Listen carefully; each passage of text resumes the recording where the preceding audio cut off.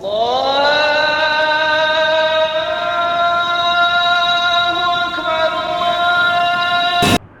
अलैकुम वरहमतुल्लाहि वबरकातुहू।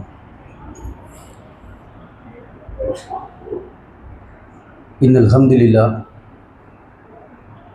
नहमदुहु व नस्तईनुहु व नस्तगफिरुहु व नु'मिनु बिही व नतवक्कलु अलैहि व नऊज़ु बिल्लाहि मिन शुरूरि अनफुसिना व मिन सय्यिआति अअमालिना मय यहदिहिल्लाहु फला मुदिल्ल लहु व मय युद्लिल्हु फला हादिय लहु व अशहदु अल्ला इलाहा इल्लल्लाह व अशहदु अन्ना मुहम्मदन अब्दुहु व रसूलुहु अम्मा बअद।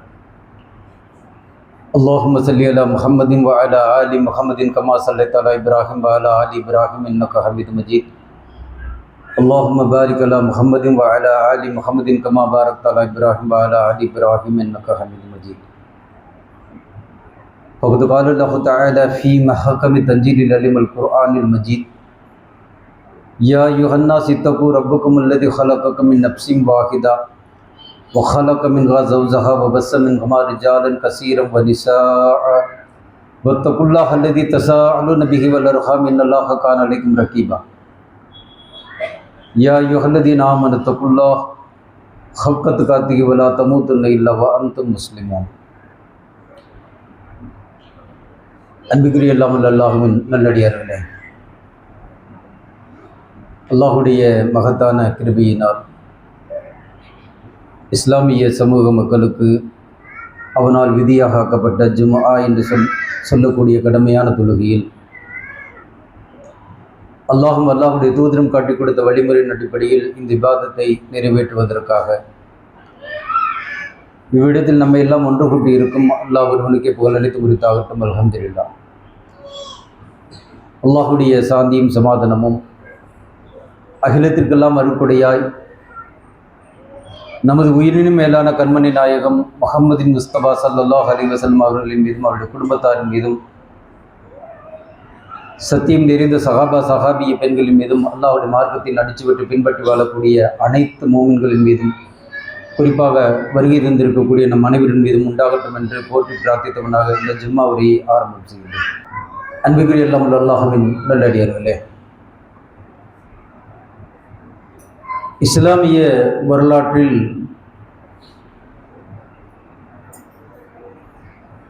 ஒரு மிக பெரும் ஒரு புரட்சியான ஒரு சம்பவம் அல்லாஹ் அரங்கேற்றம் ஆக்கி கொடுக்கின்றான். இன்னொரு புரட்சியான சம்பவம் என்று சொன்னால், கிட்டத்தட்ட ஹிஜ்ரத் செய்து வந்ததுக்கு பின்னால் அல்லாஹ்வுடைய தூதர் 10 வருட காலகட்டம் மதீனாவில் வாழ்ந்தார்கள். ஏராளமான போர்க்களத்தை அல்லாஹ்வுடைய ரசூல் ஸல்லல்லாஹு அலைஹி வஸல்லம் சந்தித்தார்கள் அவருடைய வாழ்க்கையில். இப்படி போர்க்களத்திற்கு மத்தியில் அல்லாஹ் ஒரு சம்பவத்தை அல்லாஹ்வுடைய தூதருக்கு அமைத்து கொடுக்கிறான் என்று சொன்னால், அது ஒரு அழகிய சமாதானமான ஒரு ஒப்பந்தம். எதிரிகளுக்கும் இஸ்லாமிய படைகளுக்கும் மத்தியில் ஒரு சமாதான ஒப்பந்தத்தை அல்லாஹ் விரும்புகின்றான். ஹுதைபியா என்று சொல்லக்கூடிய ஒரு உடன்படிக்கை. அந்த சம்பவத்தின் வாயிலாக இந்த இஸ்லாமிய சமூகத்திற்கு அல்லாஹ் கொடுக்கக்கூடிய மிகப்பெரிய ஒரு அபரிதமான ஒரு நன்மையான ஒரு விஷயம் என்று சொன்னால் அது ஒருபோதும் மிகாக இருக்காது. ஏன் என்று சொன்னால், போர்க்களத்தில் இருக்கக்கூடிய எதிரிகளாக இருந்தாலும் சரி, இரு தரப்புக்கு மத்தியில் நாம் வாழ்ந்து கொண்டிருக்கக்கூடிய காலகட்டத்தில் அது உறவுகளாக இருந்தாலும் சரி, அல்லது இஸ்லாத்தை எதிர்க்கக்கூடிய எதிரிகளாக இருந்தாலும் சரி, குடும்ப ரீதியான பகையாக இருந்தாலும், ஜமாத் ரீதியான பகையாக இருந்தாலும், நட்பு ரீதியான பகையாக இருந்தாலும் கூட இந்த ஒரு தருணம் என்பது, ஒரு சமாதான ஒப்பந்தத்தை ஏற்படுத்துவது என்பது அல்லாஹ்விடத்தில் விருப்பமான ஒரு செயலாக அமைந்துள்ளது. அதைத்தான் இங்க அல்லாஹ்வுடைய தூதருக்கு அரங்கேற்றம் செய்து கொடுக்கின்றார்.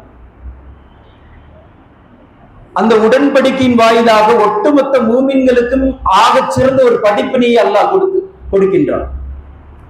ஹிஜ்ரி 6வது வருடம் துல்காயிதாவுடைய மாதத்தில் அல்லாஹ்வுடைய ரசூல் ஸல்லல்லாஹு அலைஹி வஸல்லம் கிட்டத்தட்ட தொடர்ச்சியான போர்க்களம். ஹிஜ்ரி 5 எடுத்துக்கிட்டீங்கன்னா அக்ஷாவுடைய போர்க்களம் பல மாதங்கள் நீடித்த போர்க்களம். ஏன்னா அகல்குழி தோண்டுவதற்கே அத்தனை மாதங்கள் பிடித்தது அவர்கள். அதை தொடர்ந்து போர்க்களம், அதுக்கப்புறம் பனு குரைலா, பனு முஸ்தலிக், தொடர்ச்சியாக யூதர்களுக்கு எதிராக போர்க்களம்லாம் செஞ்சதுக்கு பின்னாடி ரசூலுல்லாஹ் மக்களை முஹாஜிர்களும் அன்சாரிகளையும் அழைத்து சொல்றாங்க, கொஞ்ச காலம் போர்க்களத்தை நம்ம நிறுத்துவோம், நமக்கு ஒரு ஓய்வு தேவைப்படுகிறது.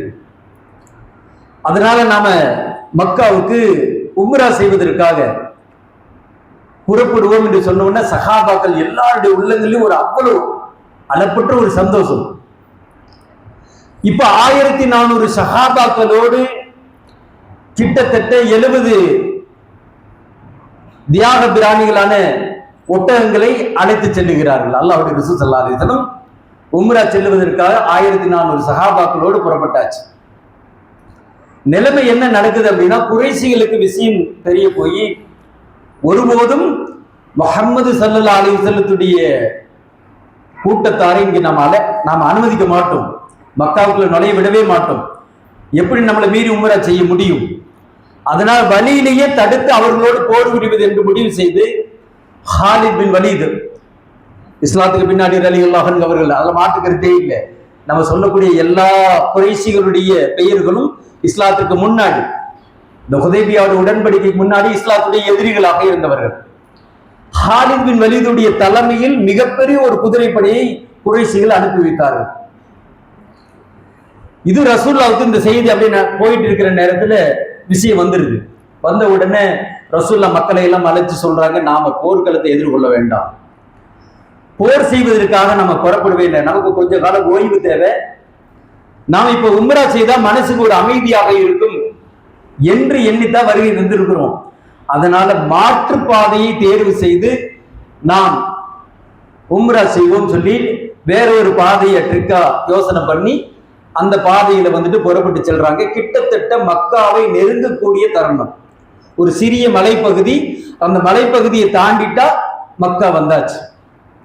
இந்த மலைப்பகுதி வரக்கூடிய அந்த நேரத்துல ரசூலுல்லாஹ்வுடைய ஒட்டகம், அந்த கஸ்வா என்று அழைப்பார்கள் அல்லாஹ்வுடைய தூதர், மனிதர்களிடத்துல சக மனிதர்களுக்கு மத்தியில எப்படி ரசூலுல்லாஹ் பேசுவாங்களோ அது மாதிரி கஸ்வாவிடத்துல பேசுவாங்க, அது சொன்னதெல்லாம் கேட்கும். அந்த மாதிரி ஒரு அழகான ஒரு அற்புதமான ஒரு ஒட்டகம். அந்த கஸ்வா என்ன பண்ணுதுன்னா மண்டியிட்டு அமர்ந்து கொள்ளுகிறது அந்த மலைப்பகுதியில், எந்திரிக்க மறுக்கிறது. சஹாபாக்கள் போராடுகிறார்கள் அந்த இடத்துல, அது எல்லாம் மறுக்கிறது. ரசூலுல்லாஹ் பேசி பார்க்கிறாங்க. அப்புறம் ரசூலுல்லாஹ் ஒரு புரிந்து கொண்டு கஸ்வாவை பார்த்து ஒரு வார்த்தையை பேசுறாங்க. யமன் நாட்டுடைய மன்னர் அப்ரஹா தலைமையில் காபத்துல்லாவை இடிப்பதற்காக புறப்பட்டு வந்த யானை படையை தடுத்த அந்த இறைவன் தான் எனது கசுவாவையும் தடுத்து வைத்திருக்கிறான் சொல்லிட்டு கசுவாவை பார்த்து ரசூலுல்லாஹ் சொல்றாங்க, இந்த மக்காவுடைய குறைசிகள் மக்காவில் இருக்கக்கூடிய புனித தலங்களை பாதுகாக்க வேண்டும் என்கின்ற ஒரு நோக்கத்தோடு என்னிடத்தில் ஒரு சமாதான ஒப்பந்தத்தை ஏற்படுத்துவதற்கு அவர்கள் விருப்பம் கொண்டால் இந்த முஹம்மது சமாதான ஒப்பந்தத்தை நான் செய்ய விரும்புகிறேன். இந்த வார்த்தையை சொன்ன உடனே அப்படியே அந்த கஸ்வா துள்ளி குதிச்சு எந்திரிச்சு நிற்கிது. ரசூலுல்லாஹ்வுடைய உள்ளத்துல அவ்வளவு ஒரு சந்தோஷம். சமாதான ஒப்பந்தம் என்பது அவ்வளவு ஒரு சாலை சிறந்த ஒரு விஷயமாக அல்லாஹ் கருதுகின்றார். இந்த வார்த்தையை சொன்ன உடனே கஸ்வா எந்திரிச்சு அப்படி நிற்குது சந்தோஷமா. இப்ப மக்களை அழைத்து அல்லாஹ்வுடைய ரசூல் ஸல்லல்லாஹு அலைஹி வஸல்லம் சொல்றாங்க, ஒரு சமாதான ஒப்பந்தம், அவர்கள் போர் புரிய வேண்டும் என்று கங்கணம் கட்டுகிறார்கள். ஆனால் குறைஷிகள் அதிகமாக போர் புரிந்து பல இழப்புகள் பல கலைப்புகளோடு இருக்க அக்ஷாப் காலத்திலே ஒரு வழி ஆயிட்டாங்க. அதனால அவர்களுக்கு மத்தியில நமக்கும் அவர்களுக்கு மத்தியில் ஒரு சமாதான ஒப்பந்தத்தை போடலாமே, இந்த ஒப்பந்தத்தை போட்டு ஒரு கடிதத்தை எழுதி யார் மூலியமாக கொடுக்கலாம் என்று முடிவு செய்யப்படுகிறது. நான் சுருக்கமா சொல்றேன். என்ன காரணம் அப்படின்னா, உதவிய உடன்படிக்கை பேசுவதாக இருந்தால் மிக விளக்கமாக பேசினா ஒரு 1.25 மணி நேரத்துக்கு மேல வேணும். பெரிய டாபிக், நம்ம ஜும்மாவில் அப்படி பேச முடியாது. எவ்வளவு சுருக்க முடியுமோ அவ்வளவு சுருக்கிறோம். இப்ப யாரை தேர்வு செய்கிறார்கள் என்று சொன்னால் உஸ்மான் ரலியல்லாஹு அன்ஹு அவர்களை தேர்வு செய்கிறார்கள். அல்லாஹ்வுடைய தூதர் ஸல்லல்லாஹு அலைஹி வஸல்லம் ஃபர்ஸ்ட் உமரை தேர்வு செய்தாங்க. உமர் ரலியல்லாஹு அன்ஹு அவங்க மறுத்துறாங்க. அதுக்கப்புறம் உஸ்மான் ரலியல்லாஹு அன்ஹு அவர்களை தேர்வு செய்து கடிதம் எழுதி அனுப்புகிறார்கள். உங்களுக்கும் எங்களுக்கும் மத்தியில் இப்ப போர் புரிய வேண்டாம், சற்று ஓய்வு தேவை. அதனால நாங்கள் உம்ரா செய்வதற்கு வருகை வந்திருக்கிறோம், எங்களை அனுமதியுங்கள். அதே போல நாங்கள் செய்யக்கூடிய மக்களுக்கு மத்தியில இஸ்லாத்தை எடுத்து வைக்கக்கூடிய அந்த தாவா களத்துக்கு நீங்க தடையா இருக்காதீங்க. நீங்க சிறிது காலம் ஓய்வு எடுப்பதற்கு இது ஒரு அற்புதமான ஒரு ஒப்பந்தமாக இருக்கும் என்று சொல்லி எழுதி அனுப்புகிறார்கள்.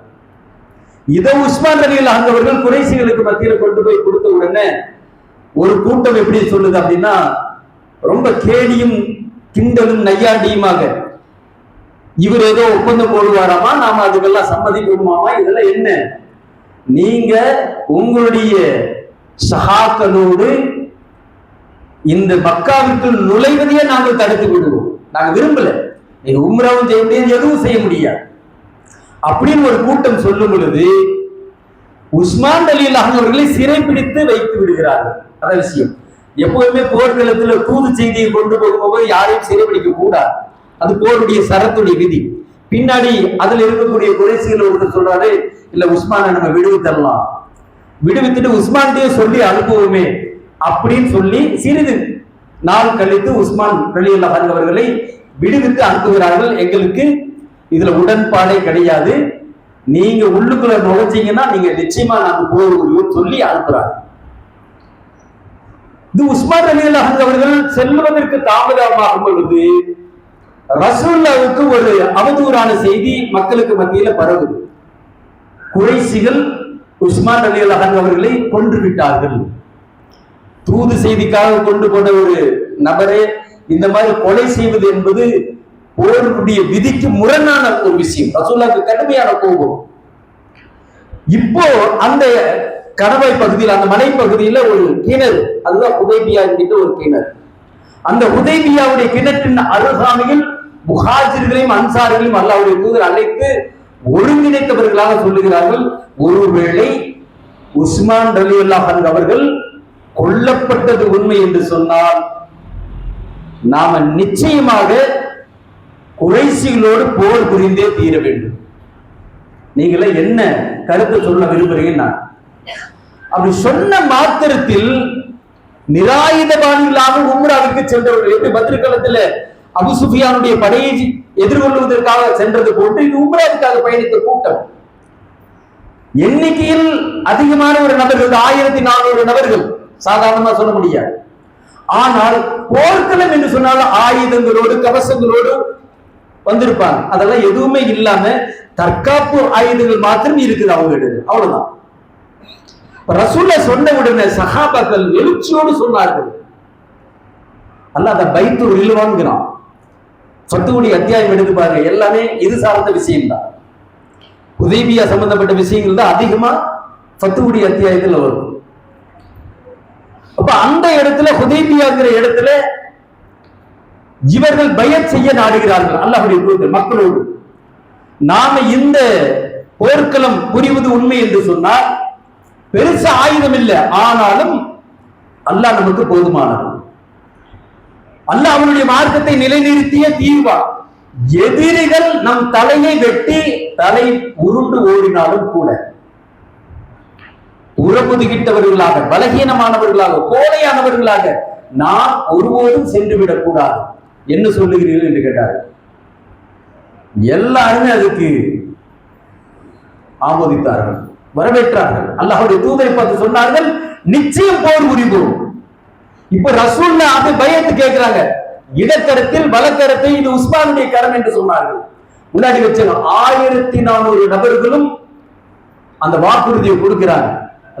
அழகா அல்லாஹ் சொல்றான், அந்த நேரத்தில் சஹாபாக்களுடைய அந்த ஈமான், அந்த இறையச்சம், இந்த மார்க்கத்திற்காக அவர்களுடைய உள்ளார்ந்த அந்த இறை நம்பிக்கையும் அந்த இறையச்சம் எப்படி இருந்தது என்று சொன்னால், அது ஜபகும் கலிமத்து தக்குவா காது அஹக்க பிகா அகலகா, அல்ல அடுக்கடுக்கா சொல்றான். அல்லாஹ்வுடைய மார்க்கத்தில் அவர்களுடைய இறை நம்பிக்கை இறையச்சத்தோடு கலந்த கலவைங்கிறான். அப்படியே ரெண்டு சார்ந்த ஒரு கலவையா நின்னாங்க. அல்லாஹ்வுடைய மார்க்கத்தின் சொந்தக்காரர்களாக, அதனுடைய உண்மையாளர்களாக, உள்ளம் அப்படியே இக்லாஸா இருந்ததுங்கிறாங்க. இந்த பயத்தை பண்ணணும்னா அல்லாஹ் சர்டிபிகேட்டை போடுறான். குந்தும் ஹைர உம்மத்தின் உஹரஜத்தில் இன்னா. இந்த வார்த்தை எங்க நடக்குது அப்படின்னா, அந்த இடத்துல அல்லாஹ் இறக்கப்பட்ட வசனம். அந்த வசனம் குந்தும் ஹைர உம்மத்தின் உஹரஜத்தில் இன்னா. இந்த நேரத்தில் இந்த பூமியில் மனித குலத்தில் சிறந்தவர்கள் நீங்களே. அல்லாஹ் பேச வச்சான். ரசூலுல்லாஹ் இந்த வார்த்தையை அப்படியே மக்களை பார்த்து சொன்னார். அவ்வளவு ஒரு எழுச்சியான ஒரு ஈமானம் இறையச்சம் இருந்தது. இந்த வாக்குறுதிக்கு பின்னாடி புறப்படலாம் என்று சொல்லக்கூடிய நேரத்தில் யார் ரிட்டர்ன் வர்றா? உஸ்மான் ரலியல்லாஹு அன்ஹு அவர்கள் வந்துறாங்க. வந்த உடனே இப்போ மசூரா பண்றாங்க. உஸ்மான் வந்தாச்சு, உஸ்மான கொலை செய்யப்படல. இப்ப நாம போர்க்களம் புரிவதா, உம்ராவுக்கு செல்வதா? எல்லாம் உம்ராவுக்கு தான் போகணும்னு ஆசை. ரசூலுல்லாஹ் அதை வரவேற்கிறாங்க, உம்ராவுக்கே போவோம். ஆனால் உம்ரா செல்லுவதற்கு முன்பாக குறைஷிகளுக்கு மத்தியில எடுத்து சொல்ல விரும்புகிறார்கள். ஏன்னா அவர்கள் புரியாம நடந்துக்கிறாங்க. நம்ம கூட்டத்தாரை பார்த்திருந்தால் பிரச்சனை வேற மாதிரி இருக்கும். இதற்குள் புதைபின் வரகா என்கிற தோழர் சில நபர்களோடு ரசூலுல்லாஹ் வந்து சந்திக்க வராங்க. சந்திச்ச உடனே ரசூலுல்லாஹ் பார்த்து சொல்றாங்க, யா முஹம்மது, அந்த இடத்துல உங்களுடைய குலமான அந்த குறைஷிகள் கடுமையான கோபத்தோடு இருக்கிறார்கள். உங்களை உம்ரா வருவதற்கு, நீங்க உம்ரா போறதுக்காக தான் வர்றீங்க, நான் அதை ஒத்துக்கிறேன், மறுக்கிறதுக்கே இல்லை. தியாக பிராணிகளோடு வந்திருக்கிறீங்க, என் கண்கள் பார்க்கிறது, அது மாற்றுக்கிறதே இல்லை. ஆனால் அவர்கள் கடுமையான கோபத்தோடு இருக்கிறார்கள். நீங்க உள்ள வர்றதுக்கு அவங்க விரும்ப மாட்டேங்கிறாங்க. உள்ள வந்தீங்கன்னா நிச்சயமாக உங்களை போர் புரிவார்கள். என்ன பண்ண போறீங்கன்னு கேட்ட உடனே புதைபின் வரலாற்றுல உடனடியாக ஒரு கடிதம் ரசூலுல்லாஹ் எழுதி சொல்றாங்க. அலி ரலியல்லாஹு அன்ஹு அவர்கள் எழுதுறாங்க, எழுதி அனுப்புறாங்க. என்ன கடிதம்? நாங்க உம்ரா செய்வதற்கு தான் வந்திருக்கிறோம், தியாக பிராணிகளோடு வருகிறோம், பக்கத்துல வந்தாச்சு, எங்களை உம்ரா செய்வதற்கு அனுமதியுங்கள். அதே மாதிரி உங்களுக்கும் எங்களுக்கும் மத்தியில போர் புரிஞ்சு நீங்களும் கலைப்பாயிருக்கிறீங்க. சிறிது காலம் ஒரு இடைவெளி இருப்பதற்காக ஓய்வு ஒரு நேரத்தை நாம் ஏற்படுத்திக் கொள்ளலாம். அது மாச கணக்கில் இருந்தாலும் வருஷ கணக்கில் இருந்தாலும். அதே மாதிரி நாங்க இங்க இஸ்லாத்தை எடுத்து சொல்வதற்கு நீங்க தடையாகவும் இருக்கக்கூடாது. இதையெல்லாம் மீறி நீங்க தடையாக இருப்பீர்கள், எங்களை உம்ரா செய்வதற்கு அனுமதிக்க மாட்டீர்கள் என்று சொன்னால், என் உயிர் எவன் மீது உள்ளதோ அவன் மீது சத்தியமாக அவனுடைய மார்க்கத்தை அல்லாஹ் நிலைநிறுத்தி தீர்வான். அவன் எங்களுக்கு போதுமானவனாக இருக்கின்றான். நாங்கள் போர் புரிந்து எங்களுடைய தலையில் உருண்டு ஓடினாலும் கடுமையாக போர் புரிவோம், வெற்றி கொள்ளுவோம். இதை எச்சரிக்கை பிரமாணமாக எழுதியும் அனுப்புறாங்க சொல்லலாம். இங்க குறைஷிகளிடத்தில் வந்து கொடுக்கும் பொழுது இதுல ரெண்டு பிரிவா பிரியுது.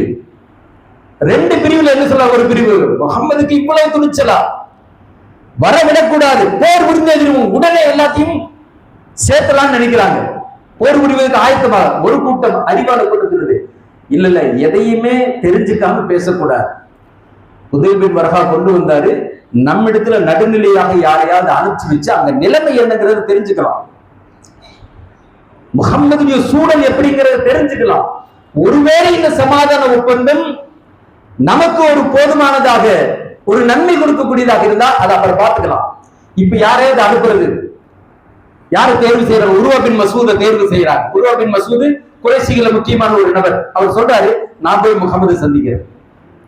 உருவா பின் மசூது வர்றாங்க ரசூலுல்லாஹ் இடத்துல. வந்து சஹாபாக்கள் அப்படியே கூர்ந்து கவனிக்கிறார்கள். கவனிச்சுட்டு ரசூலுல்லாஹ்வை பார்த்து ஒரு கேளிக்கையான ஒரு வார்த்தை பேசுறாங்க. யா முஹம்மது, ஒரு சமூகம் ஒரு சமூகத்துடைய தலைவருடைய முன்பாக ஒரு போர்க்களத்தில் ஒட்டுமொத்தமாக அந்த சமூகம் அழிந்து விடுவதை அந்த தலைவர் ரசூலுல்லாஹ் பார்த்து சொல்ற வார்த்தையை அப்படியே நக்கலா பேசுறார். ஒரு சமூகத்துடைய தலைவர் அவருடைய சமூகம் ஒட்டுமொத்தமாக அழிந்து போவதை அந்த தலைவர் விரும்புவாரா? ரசூலுல்லாஹ் பார்த்து கேட்கிறார், என்ன சொல்ல வரீங்க? ஏன் தெரியுமா, உங்களுடைய சகாக்களை எல்லாம் நான் பார்க்கிறேன், கோழைத்தனத்தோடு பலவீனமானவர்களாக இருக்கிறார்கள். ஏன் என்று சொன்னால் குறைசிகள் உங்களோடு போர் புரிவதற்கு தயாராக இருக்கிறார்கள். அப்படி போர் புரிந்தால் ஒட்டுமொத்தமாக உங்களுடைய கூட்டம் அழியும், புறமுதுகிட்டு ஓடுவார்கள். ஏன் என்று சொன்னால் அவர்கள் பன்முகத்தன்மையோடு இருப்பதை நான் காணுகிறேன். இந்த உள்டாவாக பேசுறாரு. பேசுற ஒண்ணு அபூபக்கர் சித்திக் ரலியல்லாஹு அவர்களுக்கு கடுமையான கோபம். உர்வா பின் மஸ்ஊத் பார்த்து பேசுறாங்க. ஒரு காலகட்டத்தில் உர்வா பின் மஸ்ஊதுக்கு அதிகம் பொருளாதாரத்தால் தர்மத்தை கொடுத்தவர் அபூபக்கர் சித்திக் ரலியல்லாஹு அவர்கள். உர்வா பார்த்து யாரை பார்த்து என்ன வசனம் என்ன வார்த்தையை பேசுறேன்? எங்களுடைய தோழர்களை பார்த்து பலகீனமானவர்கள், கோழையானவர்கள், புறமுதுகிட்டு ஓடுவாய், இதெல்லாம் சொல்றியா?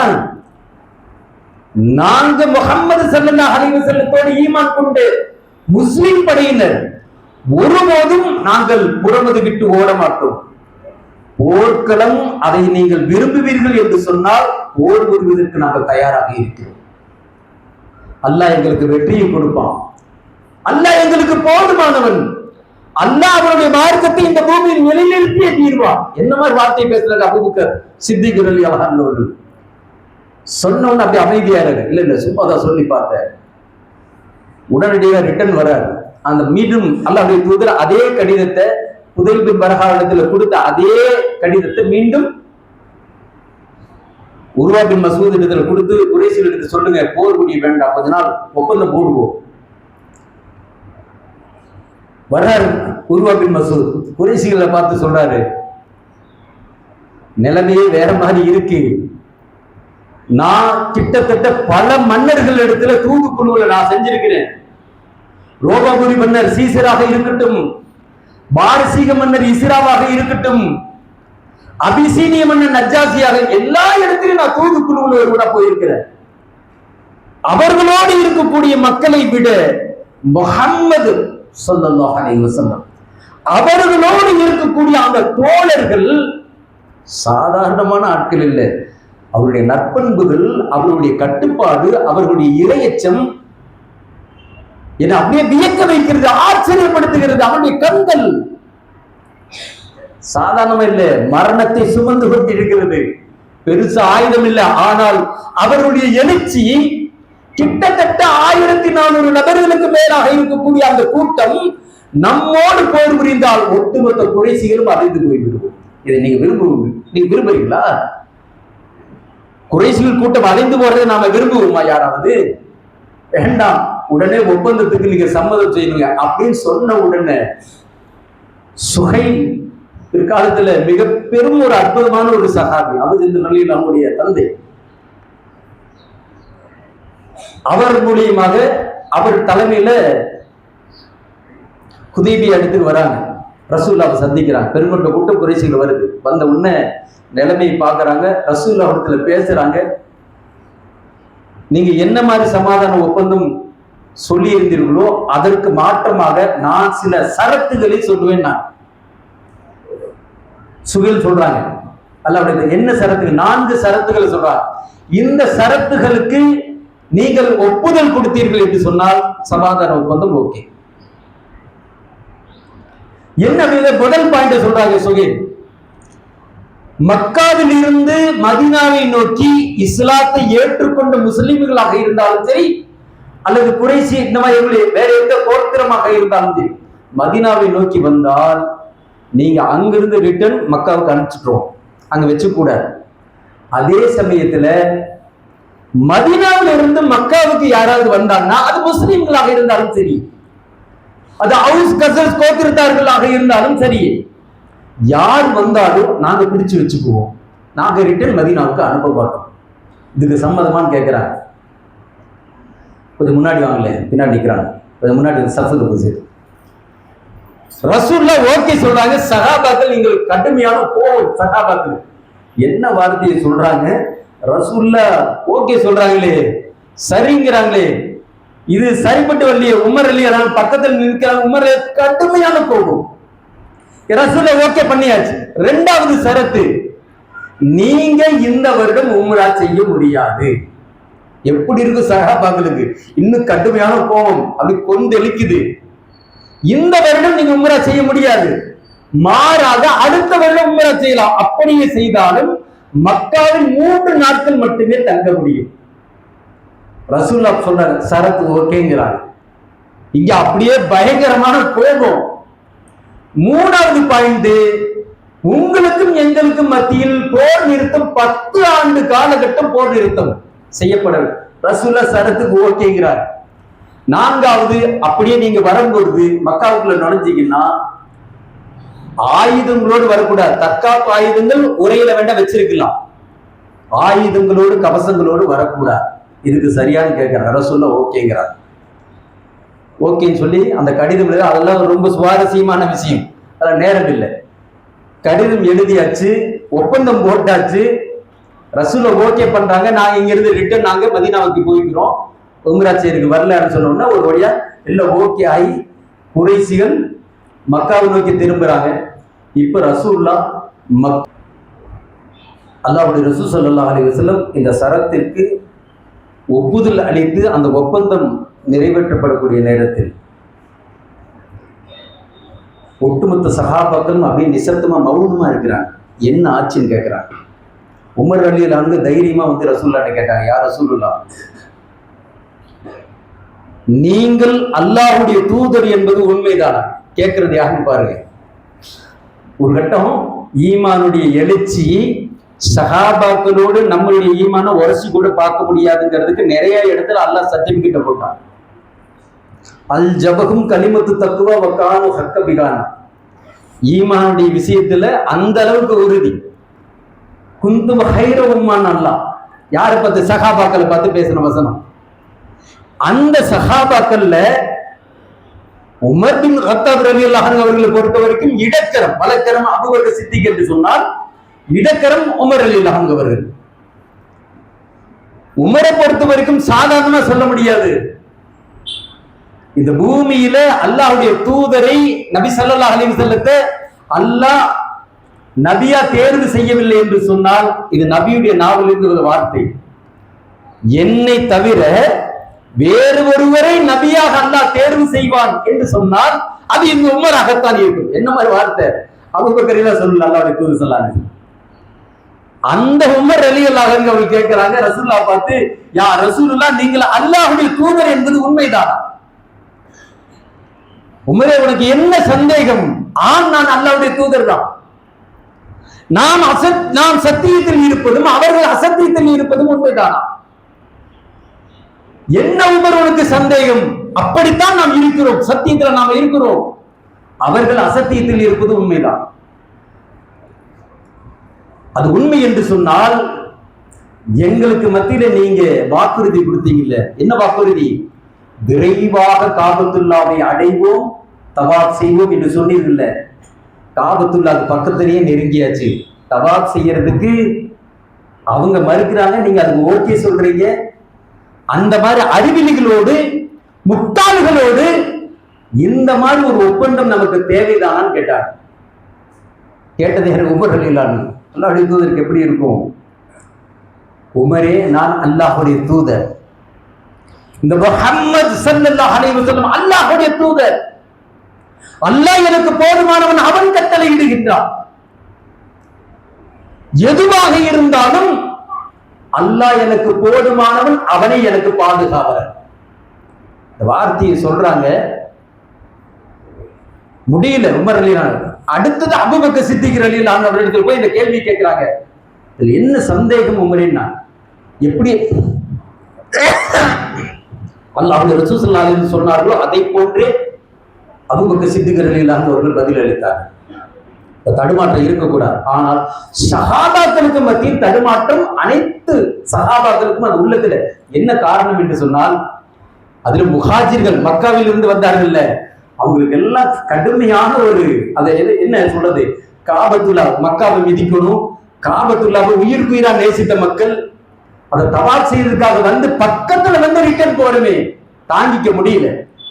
அவர்களுக்கு உள்ளம் சார்ந்த ஒரு விஷயம், நேசிக்கக்கூடிய ஒரு விஷயம், இறைவன் தடை செய்யும் பொழுது அதை தாங்கிக்கிறதுக்கு பக்குவம் இல்லாதவர்களாக இருந்தார்கள். எல்லாம் இஸ்லாத்துல நமக்குள்ள புரியக்கூடிய ஒரு படிப்பினையான ஒரு பாடம். இப்ப ரசூலா சொல்றாங்க, மக்கள் ஒட்டுமொத்த மக்களையும் அழைத்தார்கள், சொல்லுகிறார்கள், நாம் இந்த வருடம் உம்ரா செய்யவில்லை என்று சொன்னாலும் இது உம்ரா செய்வதற்கு சமமான ஒரு அமலாகத்தான் இருக்கிறது. அல்லாஹ் அதை ஏத்துக்குமா? உங்களுடைய ஒட்டக பிராணிகளை நீங்க அறுத்துட்டு தலையை மலித்துக் கொள்ளுங்கள் என்று சொன்னார்கள். யாரும் பதில் சொல்லல. 3 முறை சொன்னார்கள், கட்டளையிட்டார்கள்.